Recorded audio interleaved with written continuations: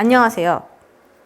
저는 2011년부터 블로그에 운동 컨텐츠를 만들어 왔고, 과거 국내 최고 수준 재활 선수 트레이닝 센터인 JDI에서 트레이너로 활동, 헬스매니아 카페에서 운동 일지 공유, 머슬앤피트니스 잡지의 칼럼 연재, 6권의 출판, 지금 나이 35, 운동 구력 10년 이상, 티칭한 회원 수는 한 10,000명? 이러고 살다가 유튜브를 시작한 트레이너 JJ입니다. 60만 구독이 다 되어가는 이 시점에서 제 소개를 하게 될지는 몰랐어요. 제가 얼마 전 올린 영상에 대해 오해가 있는 것 같아서 일단 그 영상의 링크를 첨부할 테니 꼭 끝까지 시청해주세요.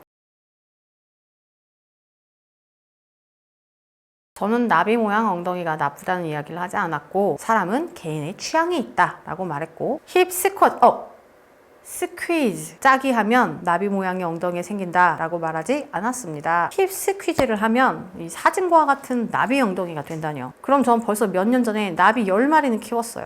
나비 모양 포징에 도움이 된다 라고 이야기했는데, 네, 이 부분은 명확하게 오해할 수 있겠네요. 힙 스퀴즈를 열심히 한다고 나비 모양이 나오는 건 굉장히 어렵고 힘든 일이다. 그것만으로는.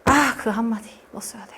영상 후반부에 말합니다. 제목은 힙 짜지 마세요 이지만 실제 힙이 좋은 여성분들 중에서도 힙 짜시는 분들 많아요. 즉 모양에 드라마틱한 영향을 주지 않아요 라고 말이죠. 영상 좀 끝까지 봐주세요. 사과드립니다.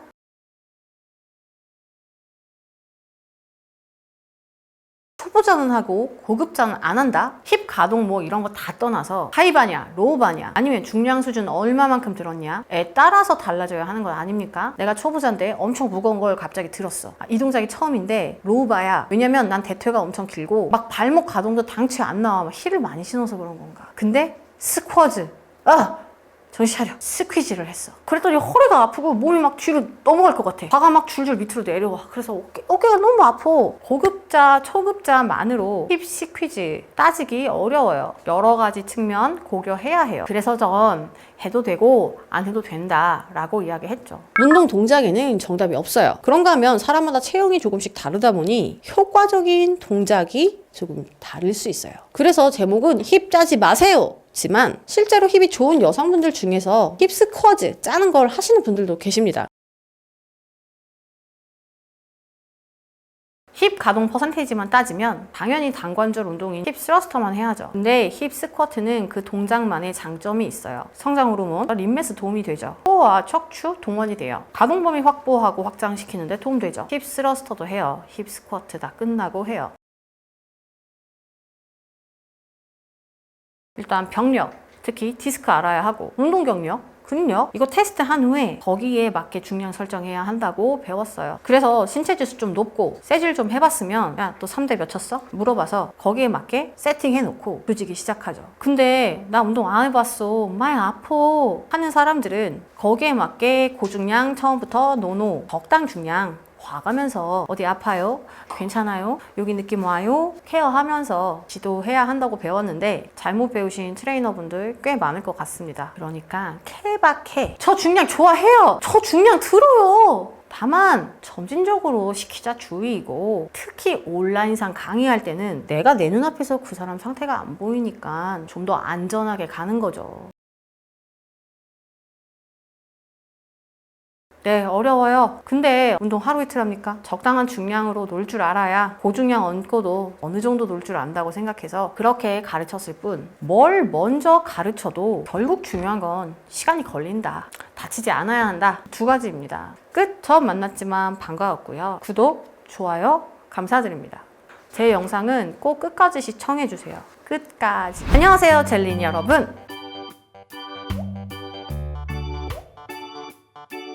먼저 이 영상을 만들게 된 취지는 많은 일반 회원분들을 티칭하고 이제 온라인상으로 피드백을 받으면서 스쿼트를 할 때 나는 엉덩이가 쓰고 싶어서 마지막에 응꼬를 꽉 짠다, 혹은 마지막에 짜면 엉덩이 느낌 오는데 다른 구간에서는 엉덩이 느낌 안 든다. 심지어 엉덩이는 원래 올라와서 짤 때 쓰이는 거니까 엉덩이를 쓰고 싶으면 올라와서 최대한 많이 오래 꽉 짜라. 이런 이야기들을 많이 듣다 보니 짜는 건 하나의 운동 방법 차이로 운동 제대로 하는 사람은 해도 안 해도 큰 문제는 없다. 다만 문제되는 것은 스쿼트 내려갔다가 올라오는 구간에서 중근의 체중 걸리지 않고 일어날 때는 그냥 튕겨서 관절을 펴면서 다 일어난 후에 갑자기 엉덩이만 조이면 내가 스스로 지금 엉덩이를 잘 쓰고 있다 라고 생각하는, 그로 인해서 차후에 무릎 통증 생기거나 관절이 아프면 나는 이 웨이트랑 안 맞는구나, 스쿼트 하니까 무릎 아프구나, 이런 운동에 대한 편견을 갖는 이 초보자들을 위해서 이 스퀴즈 우선할 게 아니라 그보다 주 운동 구간에서 엉덩이 제대로 쓰는 거 연습해라, 엉덩이 제대로 쓰는 거 연습해라 라는 내용이 핵심이었습니다. 더불어 이 스쿼트는 전신 운동이고 엉덩이 만들기 위해서는 엉덩이만 하는 게 아니라 기본적인 상체 운동, 특히 복부와 등 골고루 필요하기 때문에 운동 편식해서는 안 된다 라는 내용도 있죠. 이 영상 초반에 남성과 여성의 차이, 왜 스쿼트에서조차 왜 중근이 목적이 되어야 하느냐를 설명하기 위해서 이 보디빌딩 대회에서조차 남성과 여성의 엉덩이의 표현 방식이 다르다라는 내용이 들어갔고, 그 과정에서 이 백포징의 상이함이 자료화면으로 들어갔죠. 영상 중간중간 워딩을 따로 떼어놓고 본다면 충분히 오해가 발생할 수 있는 부분이 있습니다. 죄송합니다. 젤리니 분들도 그러니까 오해가 없으시길 꼭 부탁드릴게요. 영상을 모두 처음부터 끝까지 시청한다면 문맥을 파악할 수 있을 것이고, 고중량 스쿼트 시 척추 안전성을 위해서 힙 스퀴즈, 엉덩이를 짜는 것이 필요할 수도 있다라고 이야기했던 거 도움이 되는 부분도 분명 있지만,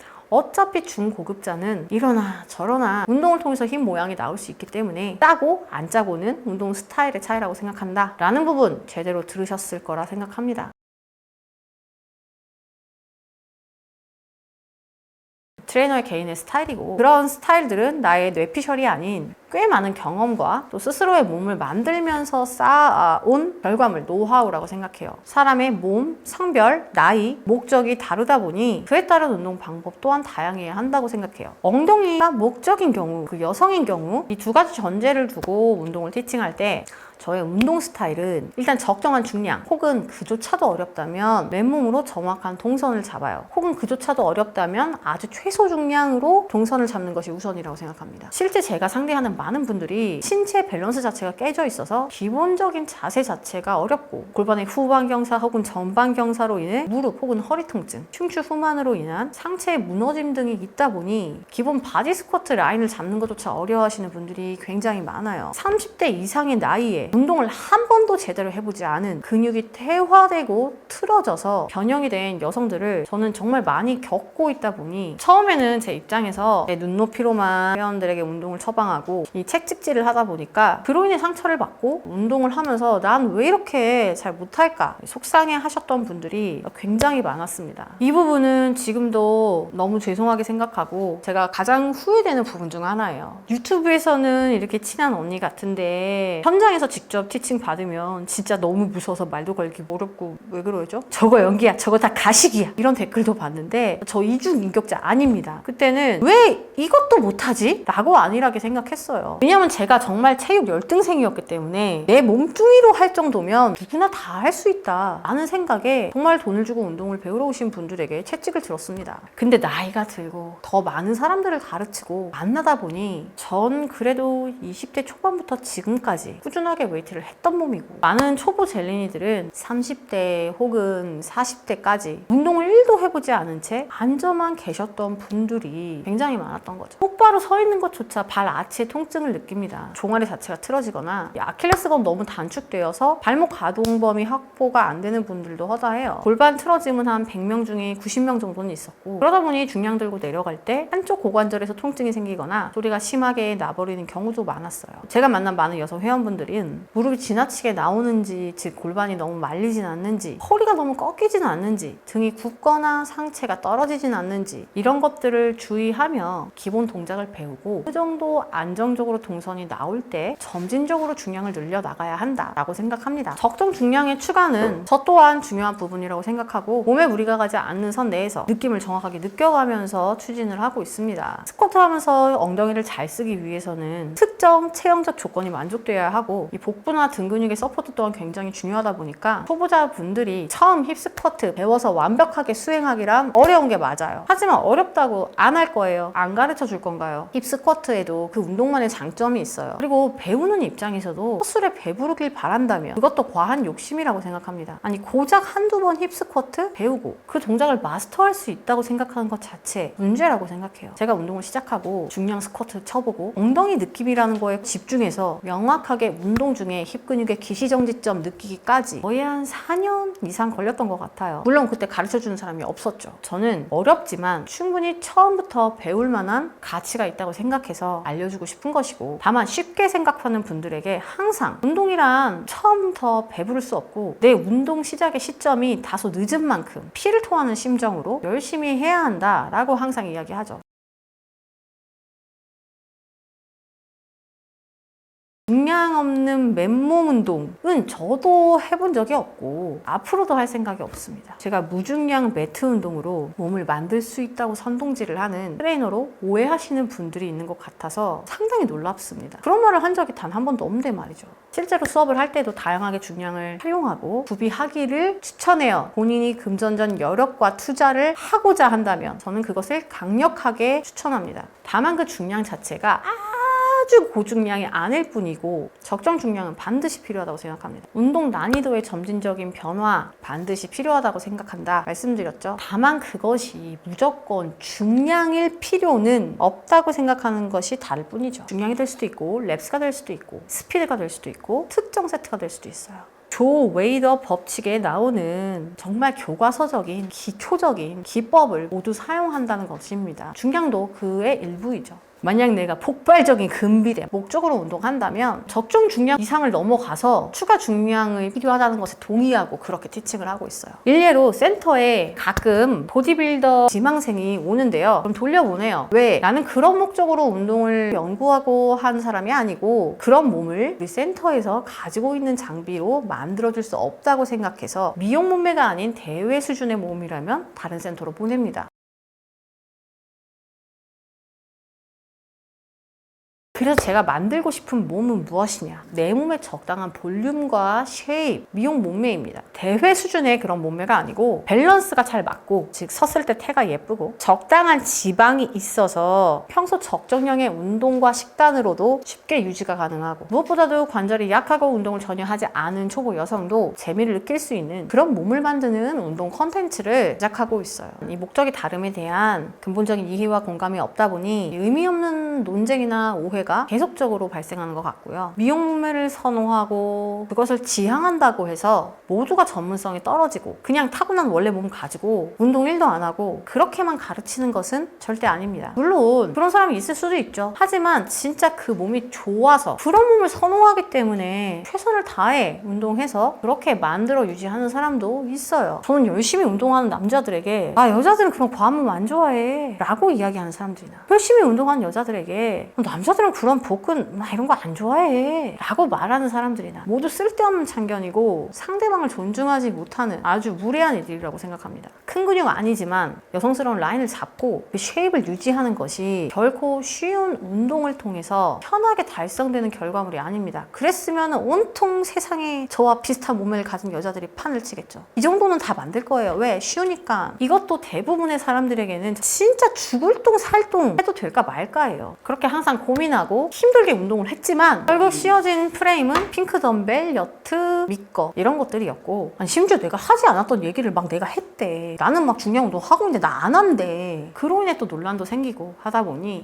내가 이러려고 유튜브를 시작했나 라는 자괴감이 들 수도 있었지만 들진 않았고요. 운동 목적에 대해 다양성을 인정해주는 분위기가 되었으면 좋겠다라는 생각을 했습니다. 그냥 내 개취, 내가 생각하는 이런 거 물론 있을 수 있지만 상대방의 취향과 선택도 좀 존중을 해주세요. 여트는 믿거한다 라는 댓글을 내용을 전에 들은 적이 있어요.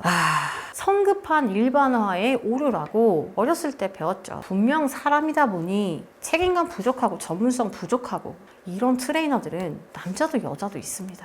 진입 장벽이 낮잖아요. 이런저런 사람 왜 없겠어요.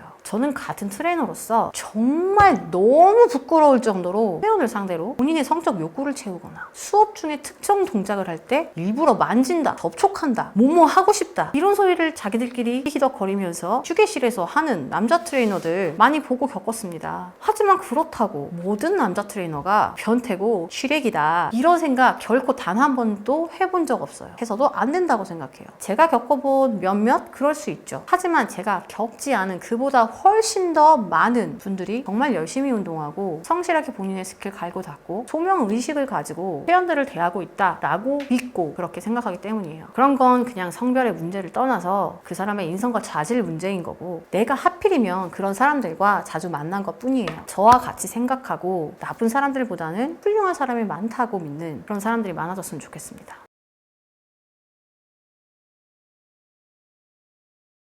저는 누구보다도 엉망인 몸에서 이 태생적 한계를 딛고 운동으로 정말 많은 변화를 이뤄내고 누리고 살고 있어요. 평생 제 벗은 몸을 보고 살았던 저희 엄마가 이제는 내 몸을 보면 너 진짜 성공했다 라고 이야기를 하니까요. 그럼에도 운동 방법에 있어서 부족한 부분 당연히 있을 수 있고 그에 대한 조언이나 배움도 끝이 없다고 생각하고 살고 있습니다. 웨이트가 가장 몸을 만들기 좋은 운동이다 맞다고 생각하지만 다른 운동에는 어떤 동작이 있고 또 어떤 특수성 가지고 있는지 알기 위해서 모든 운동 다 체험하고 배워가고 있어요. 발레도 배웠다니까요. 제가 생각하는 트레이너의 자질 중 가장 기본은 운동에는 정답이 없다는 마인드. 나와 다른 방법일지언정 그것으로 결과를 만들어낸 사람에 대한 존중. 틀리다가 아닌 다르다에 대한 이해라고 생각합니다. 저는 2011년부터 개인 운동 일지를 포함한 운동 관련 컨텐츠를 계속해서 만들어 오고 있어요. 그동안 계속 업데이트되고 예전에 생각했던 것들이 일부 바뀐 부분도 있을 거예요. 하지만 바뀌지 않는 단 하나가 있다면 내 방법만 맞고 이것과 다른 사람은 모두 다 틀리다 라고 속단하지 않는 태도였습니다. 제 모든 컨텐츠는 그래서 다 그래요. 저 하루 몇십 분 부위 운동만 따라하면 저런 몸매가 만들어지겠지 라는 환상과 희망 고문을 주는 그런 트레이너가 저는 결코 아닙니다. 제가 언제 한 번이라도 이렇게 매일 10분씩 운동하면 저와 같은 몸매를 만들 수 있어요 라고 말한 적 있어요? 적어도 제 영상을 단 몇 개라도 끝까지 보신 분들이라면 저와 한번 오프라인에서 상담을 해보신 분들이라면 제가 얼마나 꾸준함과 성실함과 지속성을 중요시 생각하는지 이런저런 팁을 알려준다 하더라도 결국 가장 중요한 건 그냥 하는 거 뭐라도 그냥 꾸준히 하나를 잡고 계속 하는 거 라고 이야기해왔던 것을 영상 몇 개만 끝까지 보면 알 수 있어요. 예전에 제가 조금 직설적으로 심지어 반말로 찍었던 영상이 있었는데요. 한 달도 제대로 운동 안 해본 사람이 고작 그 짧은 기간을 통해서 완벽한 몸을 만들고 싶어 하는 그 쉬운 결심과 가벼운 마음을 꼬집는 영상이었습니다. 저는 쭉 그렇게 이야기하고 있어요. 쉽게 만들 수 있다? 어떡해요? 현실이 그렇지 않은데. 그래서 마지막에 젤린들에게 하고 싶은 이야기는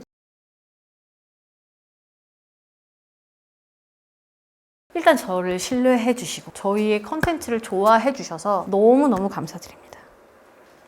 저희 컨텐츠를 볼 때 제가 하는 이야기 꼭 끝까지 들어주세요. 내가 듣고 싶은 이야기만 골라 듣지 말고 영상 전체에서 JJ가 하는 이야기 자체에 귀 기울여 주세요. 다른 트레이너 쌤들은 우리 젤린이들의 이야기를 듣고 JJ를 오해할 수도 있으니까요. 그리고 JJ가 하는 이야기와 다른 이야기를 한다고 해서 그 트레이너 자체를 무조건 불신하지 마세요. 누구나에게 자신의 방법은 있어요. 그 방법의 추론이 타당하고 그것을 뒷받침하는 충분한 경험이 동반된다면 내가 선택한 선생님이라면 일단 적어도 최소한 3개월은 믿고 운동을 하세요. 제대로 배운다면 소소한 스킬 차이는 있겠지만 웨이트 트레이닝의 기본기를 다질 수 있기 때문에 무조건 도움이 됩니다. 좋은 선생님이라면 무조건 도움이 돼요. JJ가 이거 틀리다 그랬는데 이 선생님하고 운동 못하겠다. 그럼 난 운동을 하지 말아야 되나? 이건 아니라는 거죠. 다양한 방법을 배우는 것 또한 아주 좋은 기회입니다, 여러분. 영상이 이렇게 길지 않아도 되는데 정말 긴 이야기 끝까지 들어주셔서 너무너무 감사해요. 이런 일을 계기로 평소에 제가 하고 싶었던 이야기를 모두 다 했습니다. 참 좋아요, 지금 기분이. 유튜브를 하고 있는 트레이너들이 조금 더 성숙한 컨텐츠 문화를 선도해 나갔으면 좋겠다라는 바람을 해봅니다. 운동하는 사람들이잖아요. 웨이트 트레이닝은 나 자신과의 싸움이지 남을 깎아내려 내가 잘 되는 그런 종목이 아닙니다. 나 자신과 싸우고 나 자신에게 집중해야죠. 운동인이라면 그러한 마인드 있을 거라고 생각합니다. 내 컨텐츠의 내실을 다지고 나와 다른 주장을 하는 컨텐츠를 봤을 때 방법의 차이 정도는 다양성으로 이해해 주세요. 이건 크리에이터도 구독자도 마찬가지입니다. 도저히 이해가 안 가는 경우도 있을 수 있죠. 이해하려고 하지 마세요. 그들만의 세상이 있는 것이고 또 내가 모르는 그 사람의 진면목이 있을 수도 있잖아요. 그리고 제 영상은 반드시 꼭 끝까지 집중해서 시청해주세요. 보다 중요한 내용은 뒤에 나옵니다. 기승전결. 제가 언어 영역을 잘하는 여자라 이거 매우 중요하게 생각해요. 영상이 너무 길어 죄송합니다. 앞으로 짧고 좀 더 간결하고 오해의 소지가 일어나지 않도록 일반인 검수를 좀 더 많이 거친 후에 쉽게 만들도록 하겠습니다. 안녕.